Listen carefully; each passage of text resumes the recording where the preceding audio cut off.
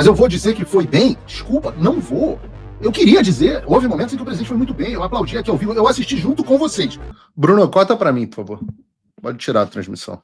Aliás, agradeço, nós com 52 mil pessoas nos assistindo aí pelas múltiplas plataformas.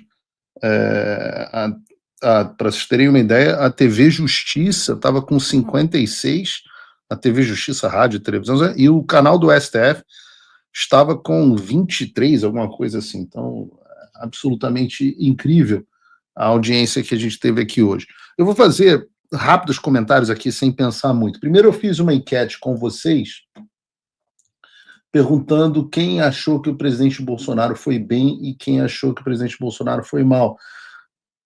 E a enquete mostrou que 77% das pessoas acharam que o presidente Bolsonaro foi bem, estava indo bem, e 23% achavam que não, que ele não estava indo bem. Eu vou encerrar aqui a enquete agora nesse momento. Eu tenho que dizer com vocês que eu discordo da maioria. Eu acho que o presidente Bolsonaro, até que para o final do depoimento, foi melhor, mas de um modo geral eu achei que foi ruim. Não foi um desastre completo, talvez não queira ser hiperbólico aqui, mas foi ruim. No seguinte sentido, por quê? Vou dizer para vocês quais foram os grandes problemas desse depoimento, na minha opinião. Primeiro, achei o presidente pouco preparado nas respostas. Achei que ele poderia ter anotações mais claras e melhores. Ele abre ali num bom momento, dizendo, olha, a crença dele nas urnas eletrônicas foram colocadas à prova, e ele tinha a opção de ler ali Leonel Brizola, Gilmar Mendes, Simone Tebet, sei lá, até trouxe o Flávio Dino, e não me lembro quem foi o outro cara que ele trouxe, acho que foi o Lupe. Preciso até de um café. Mas a partir daí ele se perde completamente, vai para Itaipu, para obra de não sei aonde, completamente perdido, perde o fio da meada e perde o argumento. E aí ele faz uma coisa muito ruim, né, quando ele é questionado, ele pede desculpa. E por que eu digo, né, mais do que o presidente perdendo o fio da meada, qual foi o grande problema desse depoimento? O problema foi a imagem que ele construiu. Como o presidente deveria ter chegado ali? Ele deveria ter chegado como alguém que está no Calvário. Pensa na imagem do Cristo sendo julgado pelo Sinédrio e depois pelo Pilatos.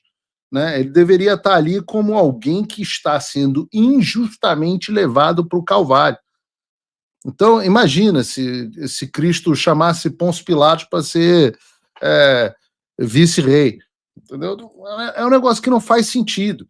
A imagem de Cristo pedindo desculpa, quase que como pedindo misericórdia ao Alexandre. Errado. Me desculpem. Por quê? Porque este julgamento é uma farsa. Para que serve essa participação? Para expor à nação, no momento único, o absurdo que está acontecendo nesse momento. Então, ele não precisaria ter partido para o desaforo. Volto a dizer, a imagem e a postura de nosso Senhor Jesus Cristo diante do julgamento injusto é a melhor de todas que pode ser passada. Eu estou aqui sofrendo um calvário injusto. Eu vou sofrer, eu vou aguentar o que eu tenho que aguentar, mas eu não vou pedir desculpa, porque não há nada que eu tenha que pedir desculpa. Eu vou utilizar esse momento para expor o absurdo que está acontecendo e passar a imagem que o Brasil precisava e que o mundo precisava. No entanto, o presidente achou que era uma boa ideia dizer que pedir desculpa, dizer que ele realmente, às vezes, se equivoca, às vezes ele fala palavrão, dizer que em momento algum não houve isso. Deveria ter dito. Ele até não soube articular bem a ideia. Olha, nós tentamos todos os recursos possíveis, uma vez que eu vi que a justiça estava completamente aparelhada e que o senhor tinha dado um golpe de Estado, eu procurei uma maneira constitucional de reverter esse golpe de Estado, não tinha como.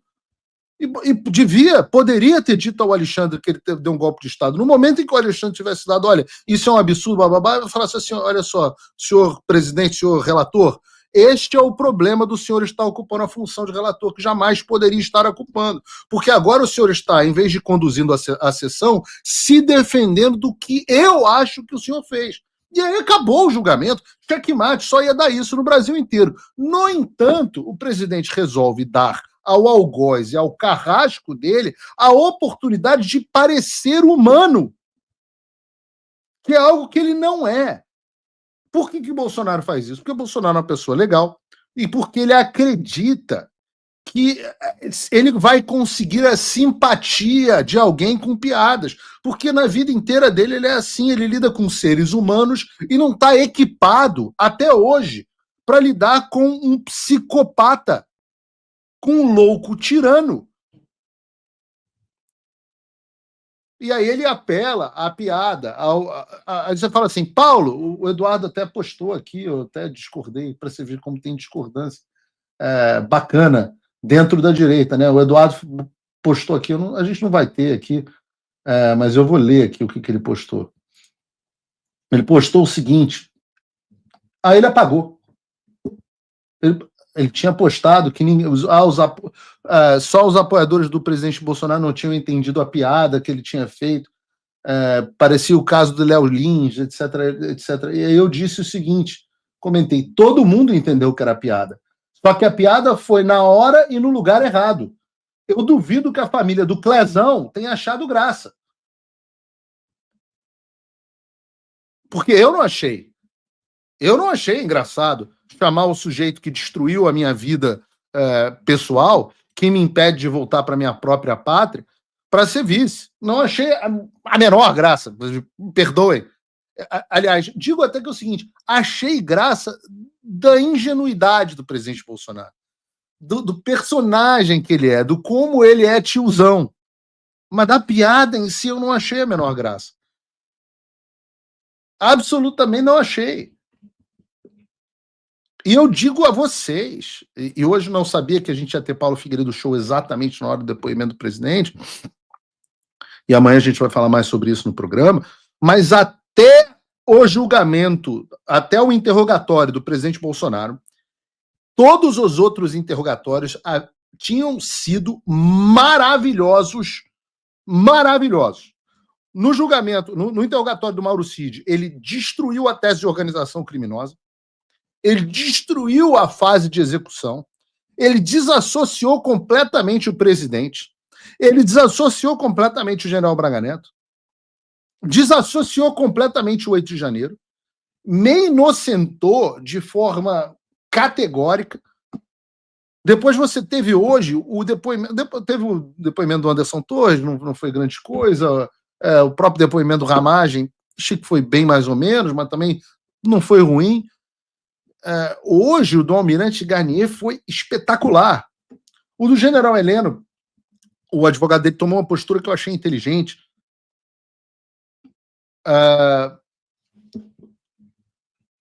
Acho que ontem, no depoimento do Mauro Cid,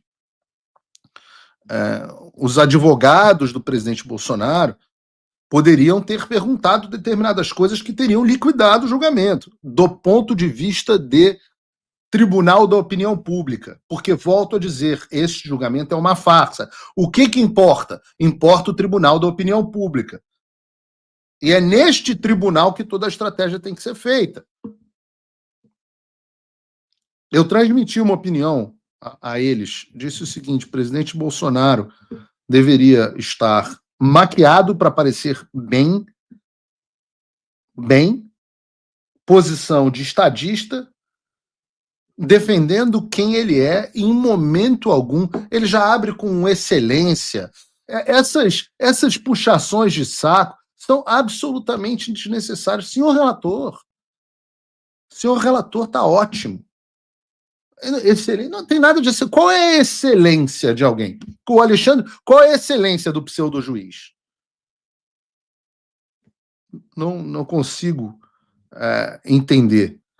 Não consigo entender. Realmente não consigo entender. A pergunta que poderia ter sido feita ao Coronel Mauro Cid.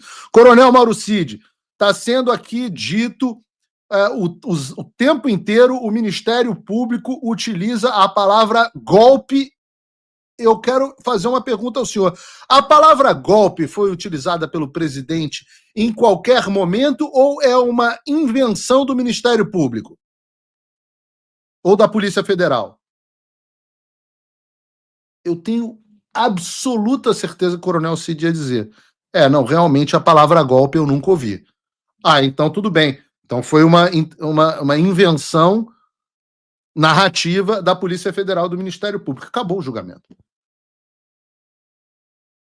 Intervenção militar, senhor delator, foi dito em algum momento, seu colaborador? A palavra intervenção militar foi utilizada? Não, não foi utilizada. Acabou. Acabou.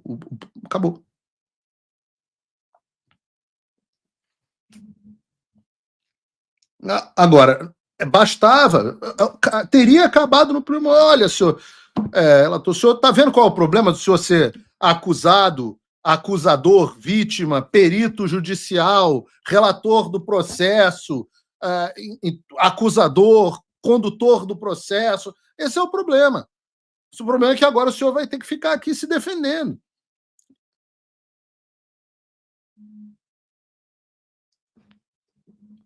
E tem que dar alguns descontos. É claro que é muito difícil a posição na qual o presidente estava, mas eu digo para vocês, porque eu sou réu nesse processo, sou corréu nesse processo, pelo que eu sei pela imprensa. Então, assim, eu até gostaria, tô meio que torcendo para ser citado, porque eu amaria estar nesse interrogatório. Eu amaria. Eu amaria estar nesse interrogatório.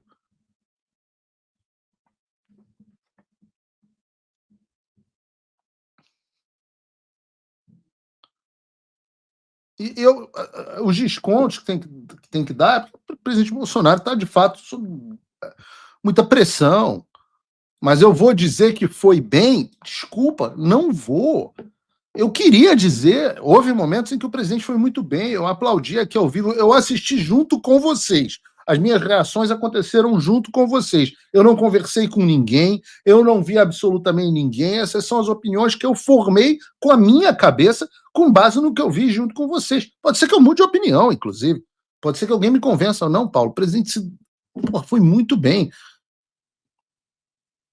Chamar o Alexandre de Moraes para ser vice dele foi um golpe brilhante, genial. Mostra que, na verdade, o Alexandre é um algoz.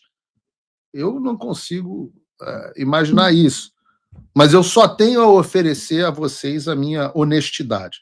Se você, como eu, está dormindo mais tranquilo agora que o Trump voltou à presidência, ótimo. Mas e o Brasil?